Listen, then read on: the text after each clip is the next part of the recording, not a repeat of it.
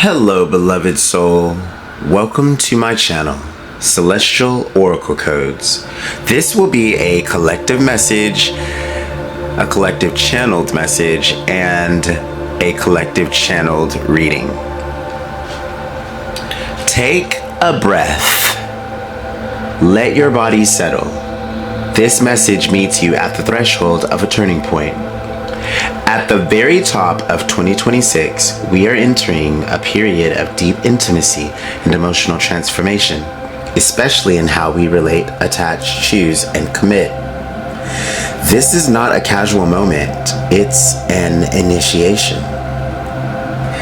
In the days just past, Venus moved into her Cazimi with the Sun, a rare, burning alignment where everything false around love, worthiness, and relationship dynamics is brought into the light and dissolved. What could not be sustained was incinerated. What was built on compromise, self-abandonment, or fear was exposed. And almost immediately after, Mars followed, entering his own cycle of death and rebirth. What makes this moment extraordinary is that these transformations are happening together. The inner feminine and the inner masculine are undergoing a joint initiation, side by side, hand in hand, releasing old relational patterns, outdated ways of pursuing desire, and unconscious strategies for survival. This is not about loss, it is about recalibration.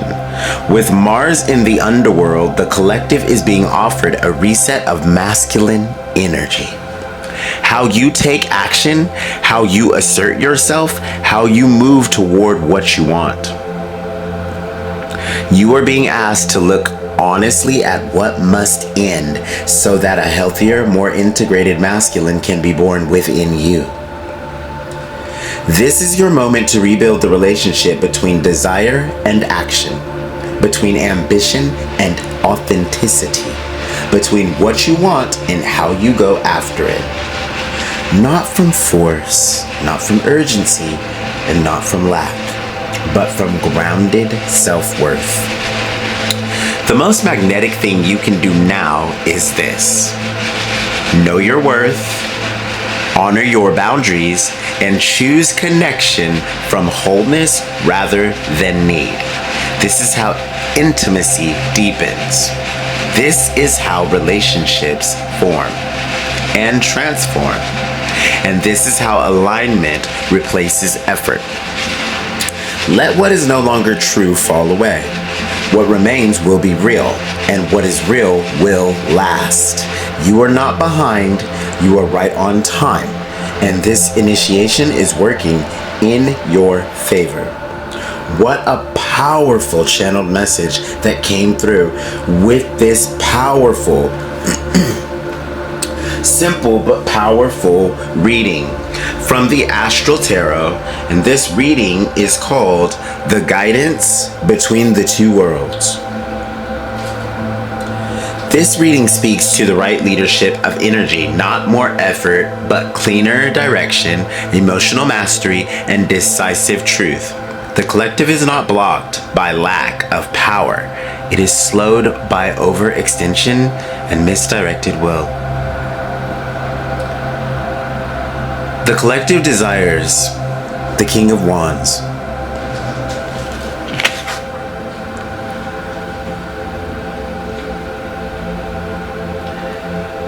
The collective desires authenticity, authentic authority to lead, create, initiate, and act from vision rather than reaction. This is not a desire for control over others, but sovereignty over one's direction. The King of Wands wants purpose-driven action, creative leadership, and confidence that inspires rather than dominates. At the collective level, this reflects a longing to stand visibly in one's calling without apology, especially after long periods of restraint or self-doubt. The key insight that comes along with this card in this reading: the desire itself is clean and aligned, nothing here needs fixing.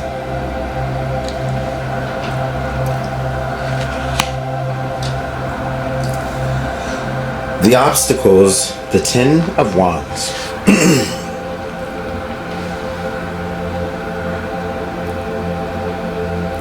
The primary obstacle, energetic overload and inherited responsibility. The collective is carrying obligations that were never truly chosen, emotional labor for others, old survival strategies that no longer match current capacity. And this is not weakness, it is misallocated strength. The Ten of Wands doesn't say you can't, it says you're trying to do this while holding what belongs to the past. Your guides insist that you let all that is no longer aligned with the true you and the new you, or the going to be only you. If it is not aligned with only you, then it's time to let it go. The obstacle is not external resistance, it is excess weight.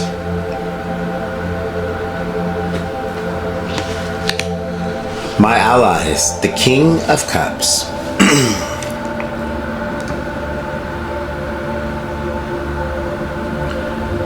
True ally, emotional mastery and calm inner authority. Refined message.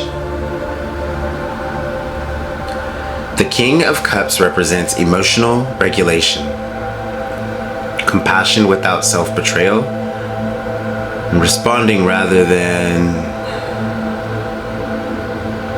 reacting.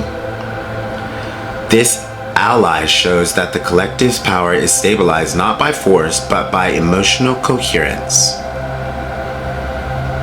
When emotions are integrated, not suppressed, clarity returns naturally. Your greatest support is not intensity, it is emotional steadiness. Where to focus the collective energy? The Nine of Wands.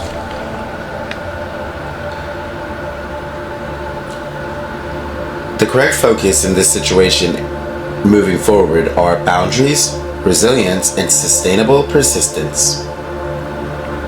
The Knight of Wands asks the collective to protect what matters, continue but more wisely, and conserve energy rather than prove endurance. This is not a call to push harder. It is a call to stand guard over what is already earned. Focus on defending your alignment, not fighting imagined threats.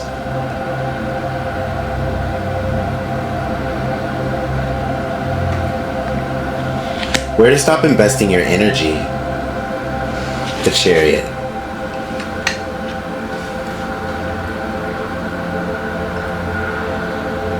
Stop forcing momentum. The Chariot screams, stop forcing momentum here. In this spread, the Chariot reversed in this position warns against hustle without clarity, forcing timelines, confusing movement with progress.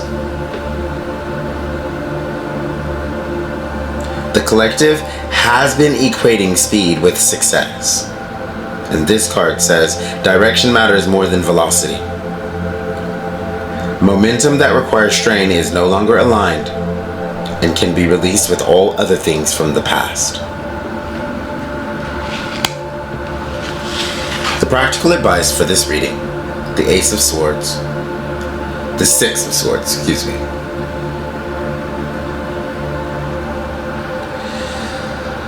Since the Ace obviously wanted to come out as well, I'll go ahead and give you the rundown of the Ace as well.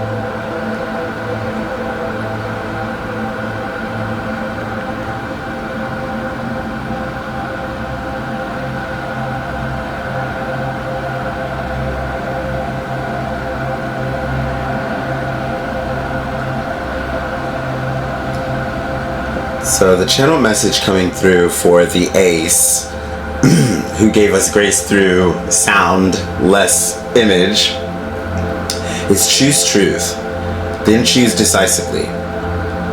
The Ace of Swords cuts through confusion, emotional fog, overcomplication. And this is a directive to name the truth plainly, make one clear decision, communicate honestly with self first. Not 10 changes. Your guides are saying one clean decision made in clarity will dissolve much of the burden shown earlier in the spread. My spiritual team is saying clarity creates movement without force. In position 6, with the 6 of Swords,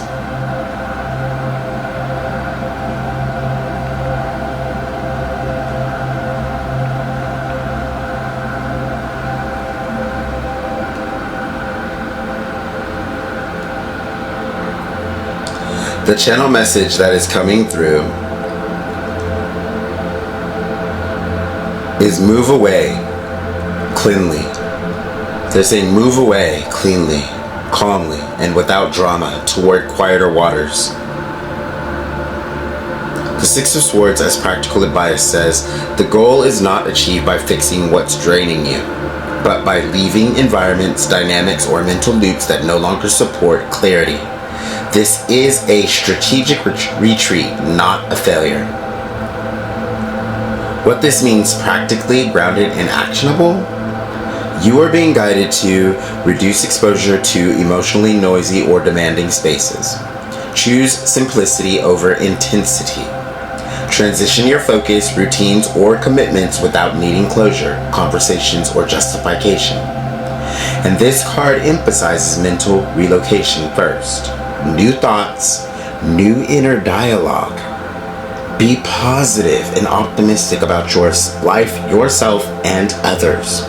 New expectations. Expect the best and leave the rest. Once the mind moves, the outer life follows naturally.